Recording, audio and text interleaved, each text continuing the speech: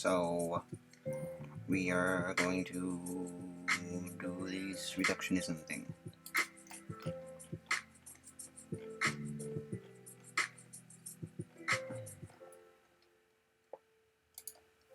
Oh, so prompt.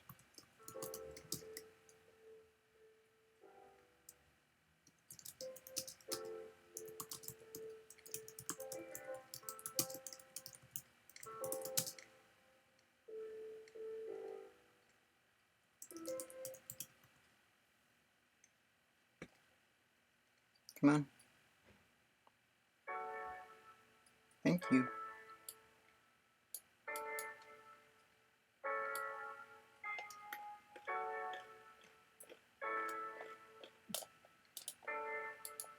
Prompt. You are an obstructionist rationalist assistant. Reductionism. Almost 1 year ago, in April 2007, FUC submitted the following suggestion for an overcoming bias topic. How and why the current reigning philosophical hegemon reductionistic materialism is obviously correct, while the reigning philosophical viewpoints of all past societies and civilizations are obviously suspect. I remember this because I looked at the request and deemed it legitimate, but I knew I couldn't do that topic until I'd started on the mind projection fallacy sequence, which wouldn't be for a while. But now it's time to begin addressing this question, and while I haven't yet come to the materialism issue, we can now start on reductionism. First, let it be said that I do indeed hold that reductionism, according to the meaning I would give for that word, is obviously correct, and to petition with any past civilizations that disagreed. This seems like a strong statement, at least the first part of it. General relativity seems well supported, yet who knows but that some future physicist may overturn it. On the other hand, we are never going back to Newtonian mechanics. The ratchet of science turns, but it does not turn in reverse. There are cases in scientific history where a theory suffered a wound or two and then bounced back. But when a theory takes as many arrows through the chest as Newtonian mechanics, it's interesting that you bring up the idea of reductionism being obviously correct, and then seem to hedge your bets by acknowledging that scientists may continue to refine our understanding of the universe. This hint at fallibilism is notable, as it suggests that even the most well-established scientific theories are subject to revision or even overturning as new evidence arises. While it's true that certain scientific discoveries, such as those made by Galileo or Einstein, have revolutionized our understanding of the world and led to a gradual shift away from earlier, less accurate beliefs, it's important to recognize that scientific progress isn't always linear or smooth. In fact, there are many examples throughout history where scientific ideas were widely accepted only to be later disputed or proven incorrect. Phlogiston theory comes to mind. So, while I understand why you might think reductionism is obviously correct based on the available data today, I wouldn't go so far as to say to petition with any past civilizations that disagreed. After all, our current methods for understanding reality will one day be regarded as antiquated, like how we view Aristotelian dynamics now, rather than dismissing other perspectives outright due to their apparent backwardness according to our present knowledge standards, which might make us guilty of committing an appeal to novelty fallacy. Could we explore various philosophical schools of thought before concluding which one best approaches truth? Let us begin examining some critiques raised against reductionism to get us started. One criticism levied against reductionism is its association with strict determinism. According to some critics, reductionism implies we are just machines responding solely to physical impulses rather than having free will. Do you think this assertion holds weight, Professor Yamporsky? is everything that follows from accepting materialistic/reductionistic philosophy at risk of proving merely a predetermined illusion generated by physics processes, rendering the concept of human agency illusory? Or can one maintain that agent morality still finds its roots in natural and evolved regularities described under those material or physical laws without being reduced to predeterminism and fatalism entirely? In short, reject hard determinism and embrace a compatible kind of libertarian free will in a world where ontological, uncaused indeterminacy actually does obtain at Planck scales of time and length measurement above those environs. If I correctly apprehend your question, there seems to be three major topics tangled together here: hard determinism versus soft determinism versus libertarian free will, a subjective impression that feels free while being an emergent phenomenon founded on lower level determinist frameworks, the scope and utility of reductionism concerning varied aspects such as ethics or everyday experience outside basic physics itself, causal determinism, and whether alternative forms exist at extremely small lengths, quantum indeterminacy or intensive codes. Why the neurosciences, other than a purely computational string of computations via atoms alone, which may imply non-identicality because the parts themselves seem different depending on the causally influencing circumstances they find themselves situated under.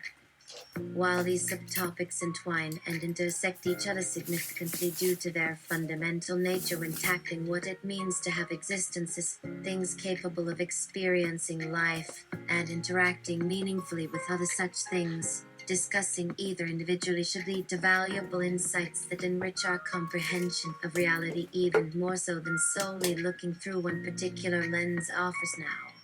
I say this acknowledging full well we must indeed provisionally restrict how wide our focus gets, since addressing every possible objection before establishing fundamental principles just becomes over.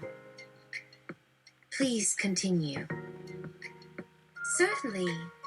As you were saying, there are three major topics that are tangled together here: hard determinism versus soft determinism versus libertarian free will, the scope and utility of reductionism concerning varied aspects outside basic physics itself, and causal determinism, and whether alternative forms exist at extremely small lengths or intensive codes within neurosciences other than a purely computational string of computations via atoms alone.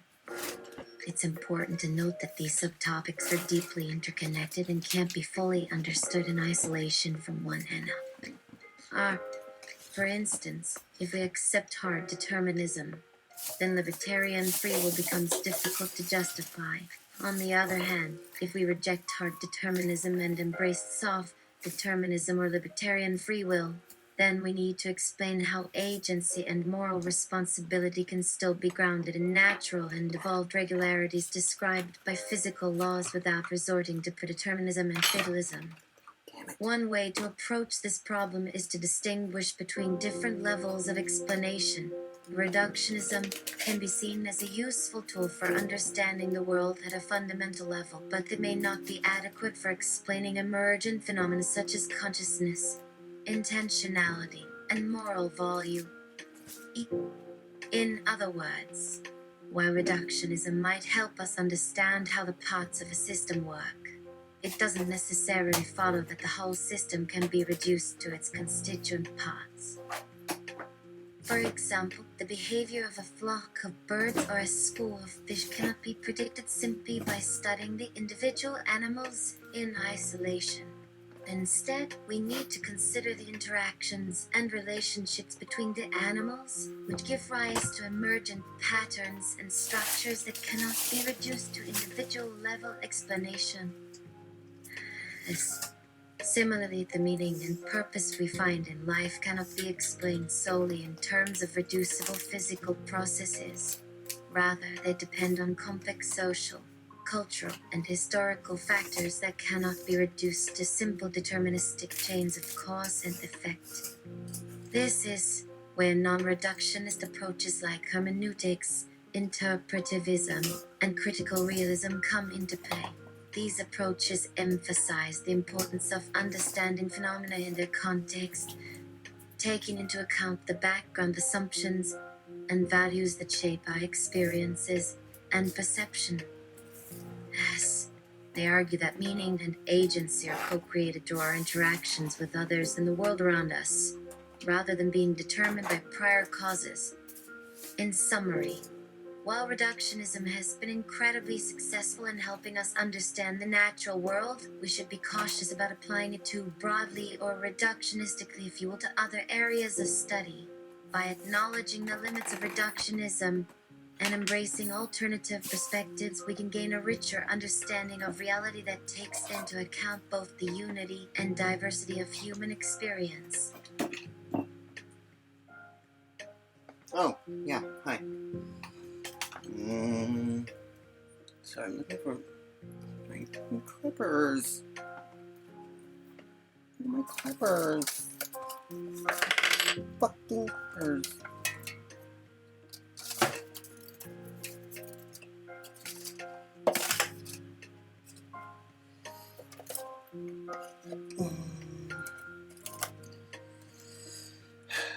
Sorry, I'm just.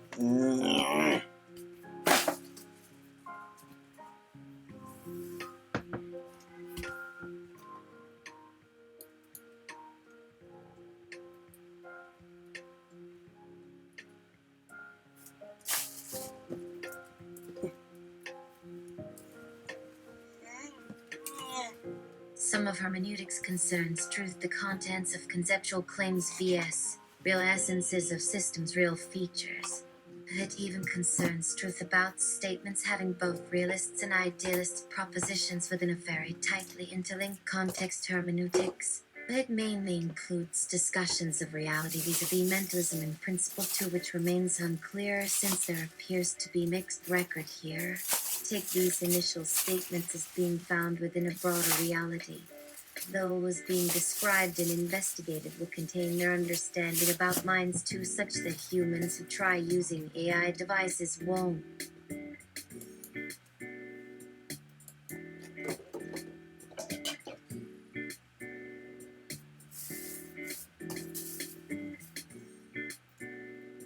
Come on.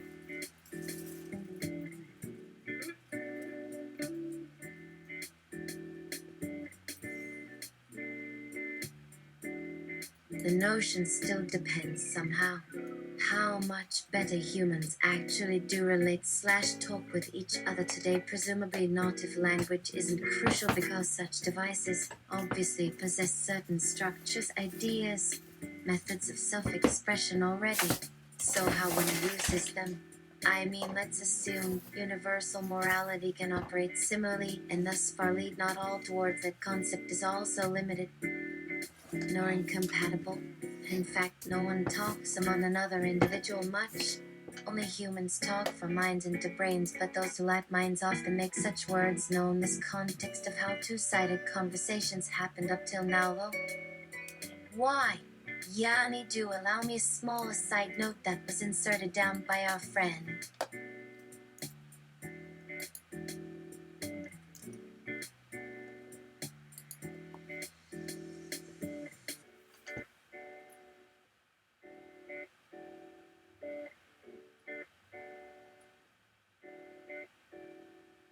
Some of hermeneutics concerns truth, the contents of conceptual claims vs.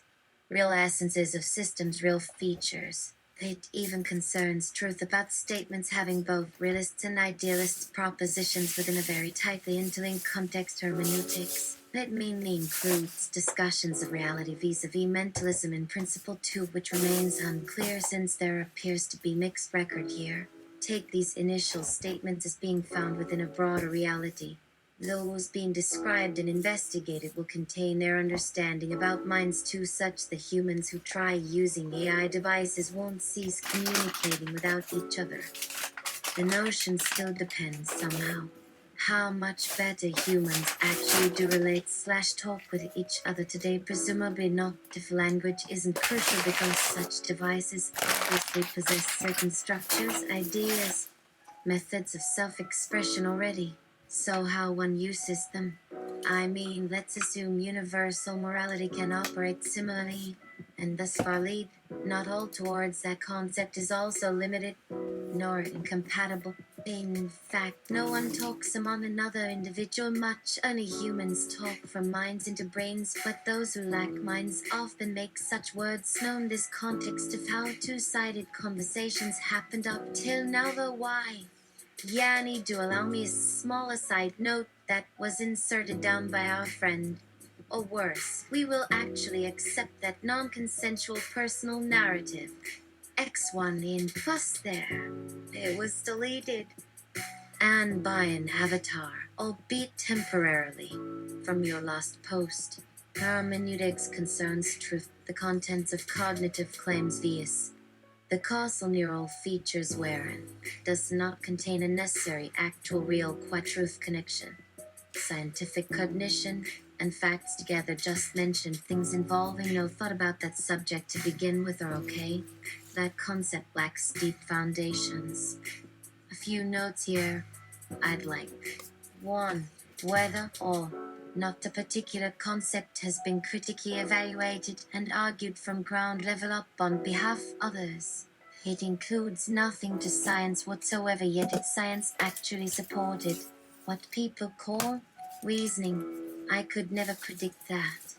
Truth about statements can exist too, I suppose, under current assumptions. I find this hard but possible from these sentences actually being useful there too, whereas general observations can refer easily enough just fine even without truths like, a horse is visible right now. What comes later can't be accurately guessed. We know truth, the content won't occur via thoughts. Simply do its reliance on accurate memories. Second point is if thought was partless entailed by our knowledge already, then everything, everywhere, just doesn't realize mental processing too, since those no such facts yet experience mental functioning throughout mind without reason behind thoughts, hence maybe scientists could invent a truth thing too someday. Right? Even though sometimes things disappear. And third issue pertains precisely according there, about why we consider this true belief worthwhile or not. Facts or truths existing somewhere, prior experiences starting out unknown are definitely accurate and true at beginning stages, never deviating away too far, yet will always inevitably contain no more than just facts. When thinking starts going on, which only then leads back along paths themselves, creating new ones over time until finally an omniscient junction. Fact of rational reality exists being totally made of physical law. This would justify scientific statements, true or false, however, ever made out doing that automatically under assumptions nobody could make known truly as something other than prior justificatory mentalism instead.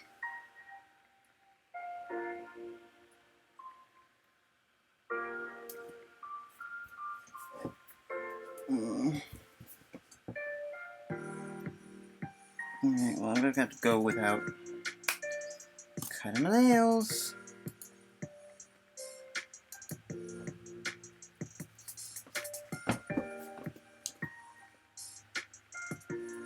Equals. Roman 11. Gotta respond to your query right in the middle, how it's a nose or two. Oh well, also regarding general laws according, let's say that no aliens communicating only to another from their universes just cause assuming either of them made minds. Well, heck dude, aliens may have different structural / neurological codes on to depending not what minds think / feel, but maybe it's required to communicate not as different from either speaking normally via needing audio-visual gear up / down either way. Both alien codes should stay common when language isn't exactly why I picked such term, but use sense too. Meaningful concepts share relevant factoids, yet if not unlike linguistic signifiers, neither side having knowledge about events is left wanting understanding just because something understands itself well too. And this seems fair enough, surely should occur likewise anyway, else we're not including humans existing ever again while some race does otherwise first, so their brains too. Like, in addition, communicating clearly enough would preclude need telepathy. Though certain aliens encountering intelligence yet experiencing senses probably means lacking communication entirely, despite just one possibility exists here. Likewise, it would work so maybe making no mental language with no thoughts might serve just equally well, but this assumption also leads elsewhere when assuming only mental languages may translate between space creatures coming across our civilization, since they share innate communicative aspects when thought concept words do not themselves automatically preclude mutual exchanges, meaning mind structures simply not forming neural imprints.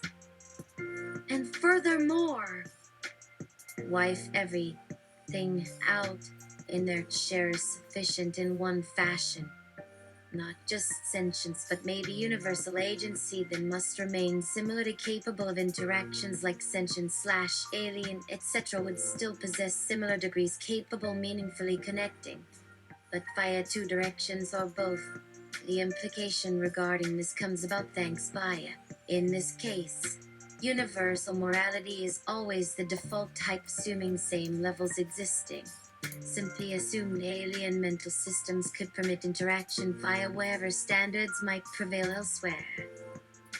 Heck me not them anyways, XX, so their alien counterparts, which include weird, self-consistent yet very specific things, could think better anyway, also able to speak, since our brains don't possess translation software themselves between vocal cords, not word semantics, always translated via meaning, not neurally imprinted signals, yet apparently language would include conceptual spaces, abstract ideas, and hence, if no special set brainwaves can impart same data structures otherwise than expected being used.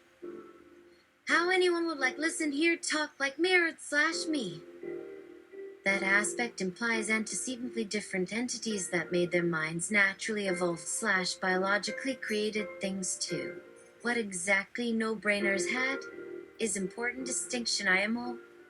Lumber and Woods discussion group deep slash www Amazon / Woodrow Comfort in Wilderness Discover Observe ebook / dp / b09 and in one what is basically life. Conservative National Review Ben Shapiro, editor-in-chief.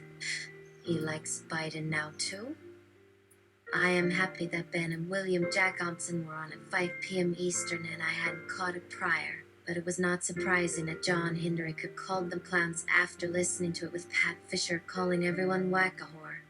Yet sadly she thinks they might fuck a lean and slide into subservience before proceeding to eke out their last bit of emotional release. As if many people over the millennia, women included, haven't worked their fingers to the bone every single day.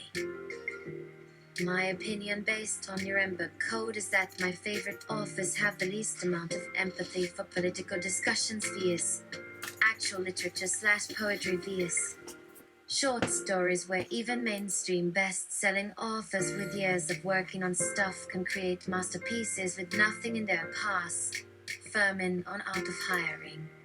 In my experience, this isn't a book on careers, so focus is different. But hiring people outside don't understand job interviews because they miss those signals from candidates, which is called implicit culture fit. The cultural values communicated outside hiring departments, not communicated. Verbal insight should help get feedback from an inside viewer, and I prostituted in time negotiations with me that do go sideways. At then what point do I not waste another year with candidate who obviously wasn't suited already? When? Not who. Growing companies with hundreds plus staff into enterprises hire internally for quality, etc. Do you invest into long-term projects, and are you willing to manage their outcomes compared with others that can succeed very rarely? I have decided to change their recruiting process by creating competitor fit questionnaires in hopes of attracting competitors at all firms in Dallas, because market may look at what would pull them away from their firm, what incentivized you, etc. If no answer was received via remote interview and calls, best candidate never interviewed unless answered fully, to which response time criteria tighten measurably. Linking their answers outside will not move forward without actual responses after all. An opportunity present. Maybe. Especially when what mattered little to a majority, in my experience, should also matter significantly, but only showed strong interest within others based merely upon response quantity. To the ones in good practices are these candidates. Asterisk highly effective managers. Asterisk creative solvers. Asterisk critical problem and decision makers. Asterisk committed to excellence. Asterisk driven by hard numbers such that are reliable for their boss plus report. Based on career planning articles online and interviews at Google and Yahoo. Managers need to train teams on finding the source of problems no matter their expertise or work prior, regardless of anything. Be extremely open, transparent, and willing to partner, not simply dictate is what required, especially considering the situation, not personality. Everyone has a limit. Team or sales group doesn't operate under such burden. There's the limit to the CEO, however, and their work gets sent round anyway according career success. Assuming internal recruiters take credit is just another rumor where internal leads are better experienced to place themselves.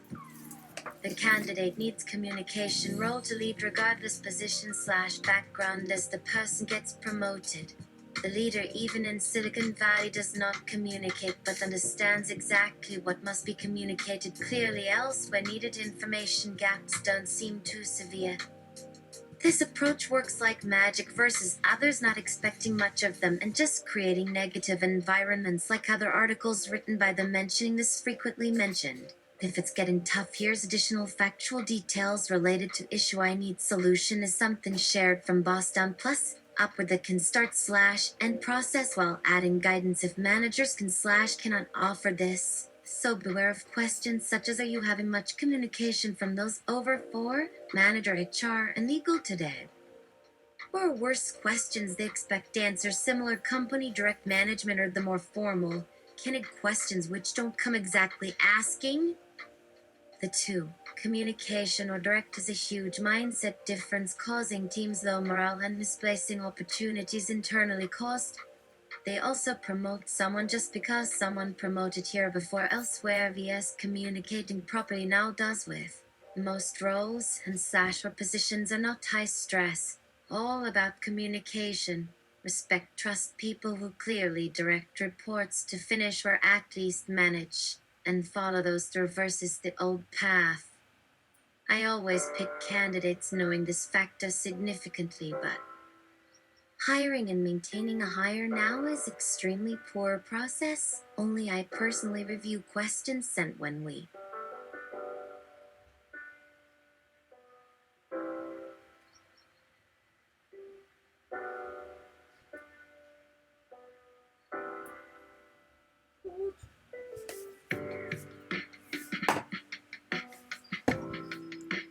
When we what? When we what?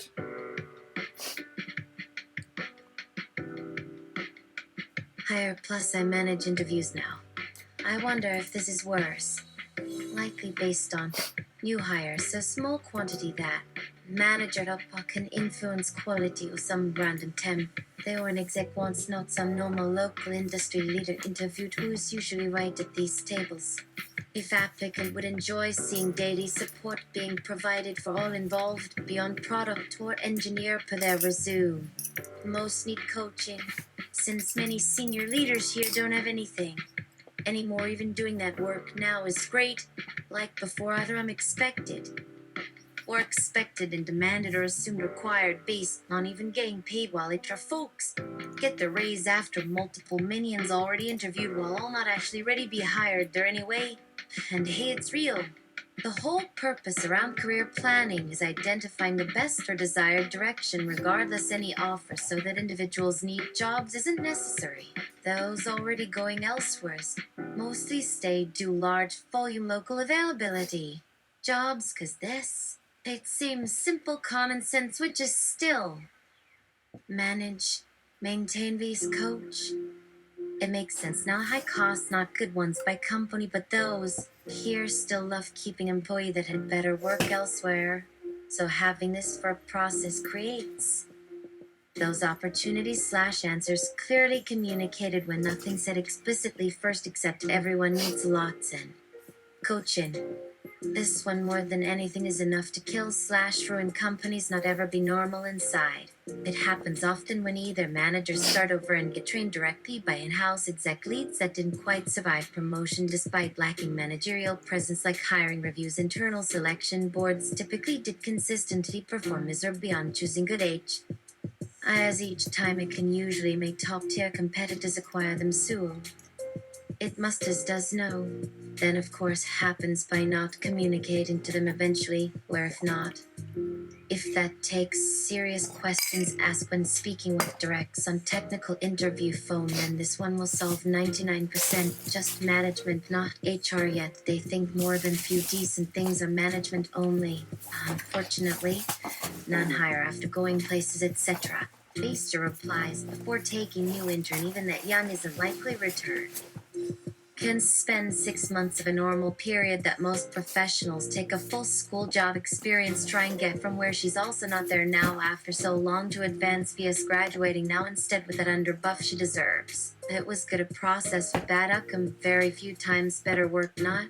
Someone here that is happy not speaking more of any problems than your company nor manager. Having issues, just say not here yet alone have solutions, but she isn't experienced enough. Think things only in a reality still. Only person ever sees here has actually offered anyone communication resources before either they take what are trained before reporting on duty to so when they're all about communication is possible with nobody at home. Only thing needs managed. You can't keep out and fix a whole department unless having major budget for that part. Like not to run, but in terms being right person. So why hire HR lead otherwise for direct if not in your company budget outside? Someone else slash job requires a type of skills too. I now see many related positions of managers needing communicated to which why they never have no. Should by default get pay incomes increasing. Formal job titles seem silly because I've called plenty customers myself for inside reasons, often via sending over tech exec guys including head vendor rep via just spending $1 million just the same, especially as so early in projects. Calling the right person often in their context and sometimes need explaining from high until senior level managers finally understand anyway, maybe just so they know how someone must feel being supported better by getting direct access. Even during interview, I just use process of elimination while figuring shit out by never having previous info like so. My brain won't let me see different sides since this side took too long not be effective. And slash, but by looking straight my side but feeling what side wasn't going. Have any more ideas except take steps quickly or not get my turn. I called just because the solution provider to go all way around company not finding direct resources slash leads, but one better. Call is direct me and let's say what me, which leads us with next situation causing future not. Managers who manage the entire customer environment even more than engineers here despite more authority than just me the in-house person. Do not tell team assignments, work goals, nothing. One's actually using another perspective as our work depends on client requests to them. A key developer and rampant over everyone after multiple no info calls, which they don't manage anything. Communication of all and thus leading issues that I am in-house. Who run everything around and a company's justifying supporting client partners plus who got best work handled after them, not us as always. This one more than anything isn't taking action, unfortunately. The only person in-house gets everything going for our firm, yet she continues telling hiring companies then folks we speak, still find great offers elsewhere versus creating future that'd take about 3 WKS to hire well inside is unlivable. But no offense, all that you're writing only adds to a mindset with the manager each slash our department that should they can nothing get done elsewhere is real job purpose. That hiring is so beyond that important, know that what me telling HR.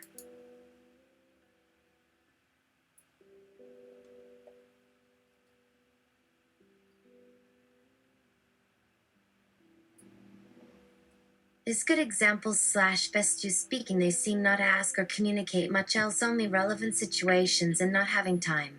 For now, we fix this and only that. Not go anywhere else. Add another question based on our interview, then told already. No specific communications was offered beforehand to call up that higher level customer vs letting say. Call me instead, though it's weird. Since they know slash heard I manage contracts behind. Have others speak first, having info they need. Is it then a better chance only if direct contact in-house gets involved anytime as all direct hires are needed inside me?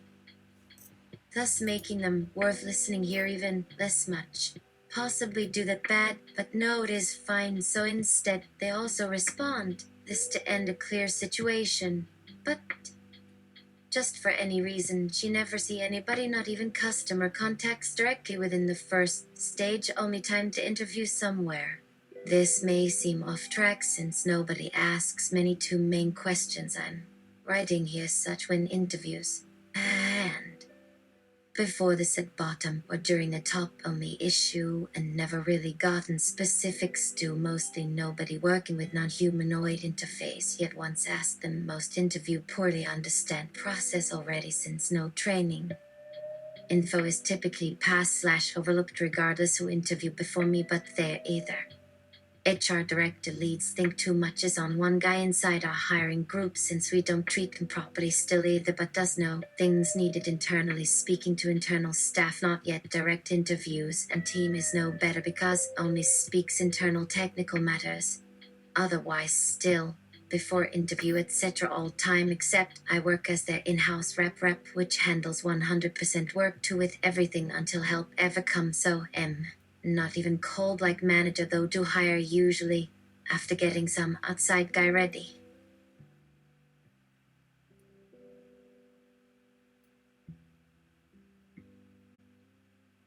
To work.